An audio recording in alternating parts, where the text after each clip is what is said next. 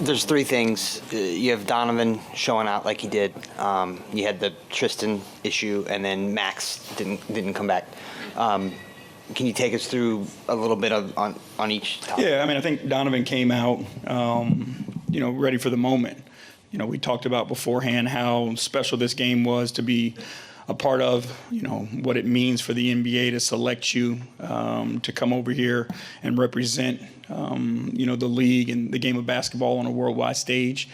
And I thought Donovan was phenomenal at giving, the audience and us, what they came to see and what we needed to go and win the game.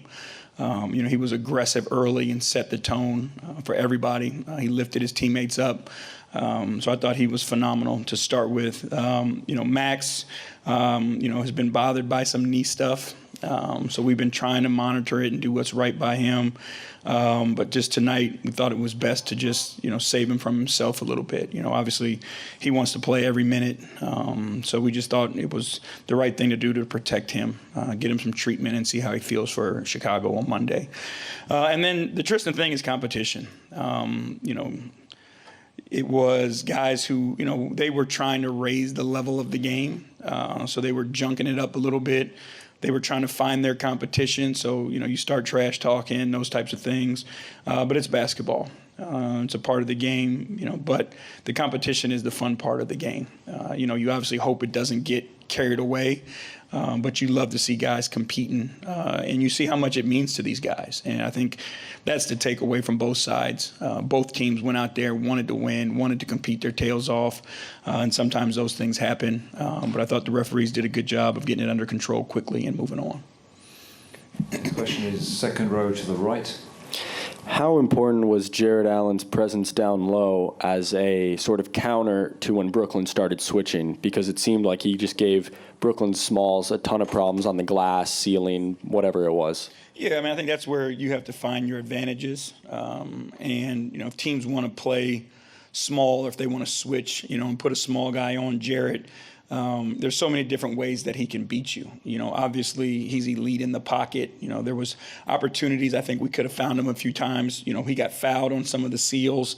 But even if you don't and the shot goes up, he's got the advantage on the offensive boards already. So, again, we're very fortunate to have a guy like Jarrett with the skill set that he has and all the things that he can do and how he can make teams pay for whatever decision they want to make. Next question, the third row on the far left here. Hi, Coach. This was obviously a regular season game, and for you, it would have been a home game. I'm curious about the in-game experience. The rumor from the fans, and all that stuff. Obviously, you were coaching, and that's the first part. Yeah, no, it was fun. The environment was great. All the amenities here are unbelievable. But again, I think everybody who was a participant in this game and who helped put this game on, you didn't feel like a regular season game.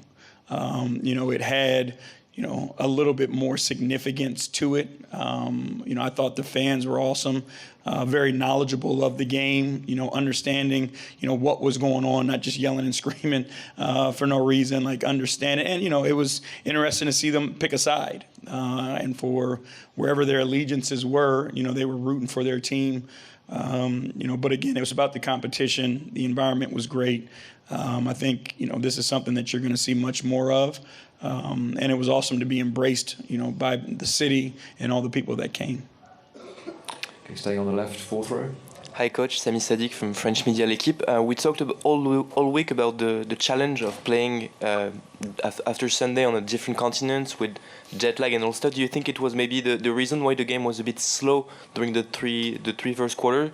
And again on Donovan, at the end, it became a bit of a shootout. Like that's when you needed him to step up. Yeah, I think you never know with how each individual is going to react to, the time change and all those things. I know, it's been a little difficult trying to find your sleep rhythm and feeling like you've gotten enough rest. But I think it comes down to, both teams showing that mental toughness and the ability to get through it, because again, they understand the significance of it and they're competitive and want to win. So, we'll see what happens. It's always going to be interesting now when we go home, how long it takes to adjust and those types of things. But it's well worth it because of the experience that we had here off the court and the opportunity again to play in front of these fans. And then, Donovan did what Donovan does. For a year and a half now that he's been with us, in the biggest moments when we've needed him most, he's found opportunities to shine. And, we were struggling to score down the stretch, but he took it upon himself and made big ones to help us keep the lead where it was.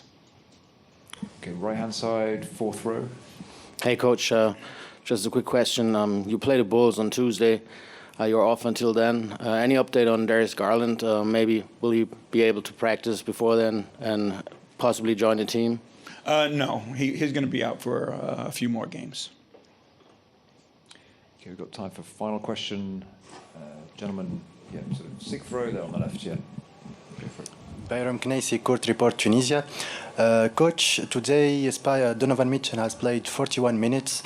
On the other hand, Craig Porter Jr. didn't play. It's your choice. Donovan was phenomenal, but it's a choice for you. Yeah, and again, this won't happen. We believe in Craig and what he's able to do. Just the way the rotations went in the first half and the way we were playing, I didn't think it was the right thing to do to just throw him in there in the fourth quarter, with so much on the line. So that was, coach's decision, just to not put him in a position where he hadn't played for 3 quarters and try to throw him out there. But that's not going to be typical. Craig will get those minutes at the backup point guard as long as Darius is out. But tonight the rotations just didn't work out that way.